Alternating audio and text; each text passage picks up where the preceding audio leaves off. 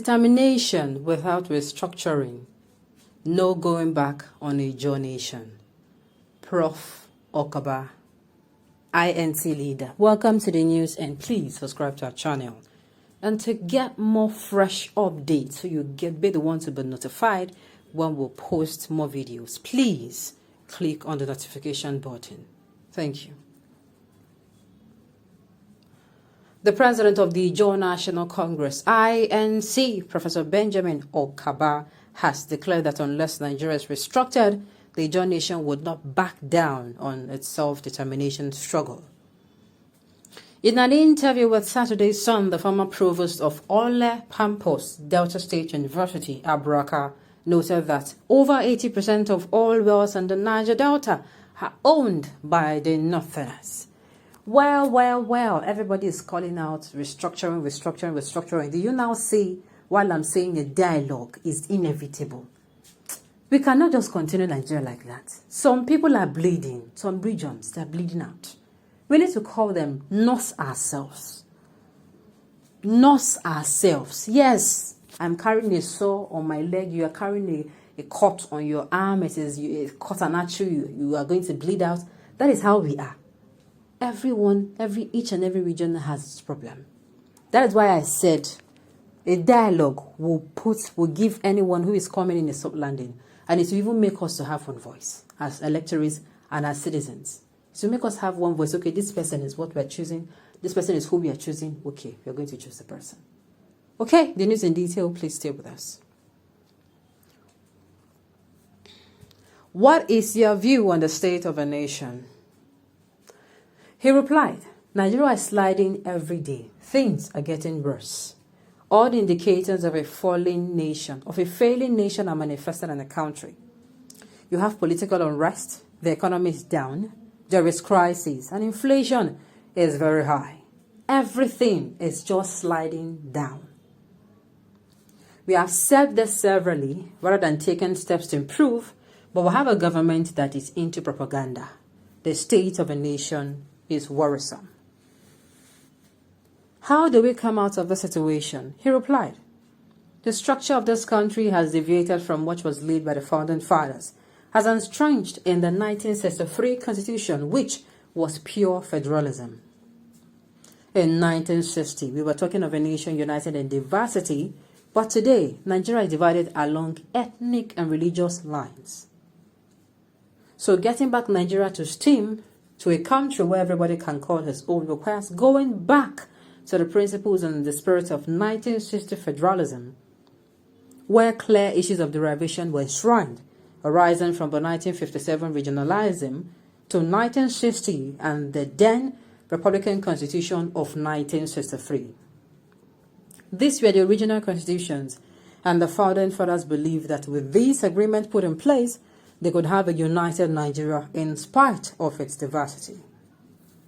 Now there were distortions, firstly by the military with the 1966 coup that led to the introduction of a system that is anti-federalism.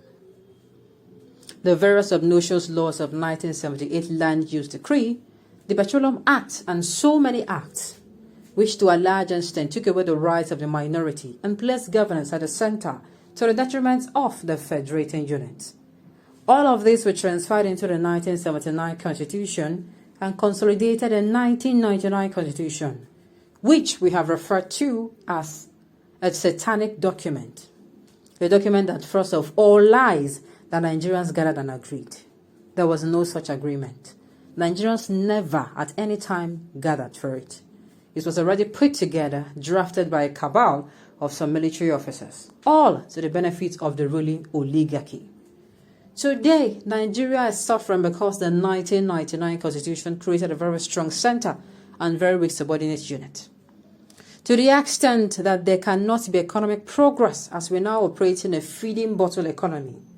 The oil has become the mainstay, and at the end of a month, all the 36 states governors run to Abuja and get a share of that. These have affected the promotion of our local economy, has made the governors and politicians lazy, also made things to be very difficult also, and also created problems in places where these resources are exploited. The 1999 Constitution has bastardized Nigeria. The federal government carries so much. If you look at the 64 items loaded by the federal government by law and compare with what is left for state, you will understand the problems. So you have a father who has decided to carry all the burdens that are even beyond him, and doing so because it serves selfish interest and not national interest. Secondly, the system also has led to the emergence of a crop of politicians who don't have national interest, whose business is to occupy power for the sake of themselves, and they use power, but not for development, but to promote their personal aggrandizement. So every time it is power for greater power, somebody that was a governor wants to get to Senate. Somebody that was governor wants to become president. Somebody that was a local government chairman believes that next time he has to go to the House of Assembly, not minding his level of performance. Whoever that occupies power wants higher power. No one has voluntarily left power. That is the kind of politicians that we have in this country. We have a system that is so backward. Without having a restructured nation, elections by elections will only bring up leaders that will end up doing the same thing. The 1999 Constitution will make it even impossible for an angel sent from heaven to repair this country.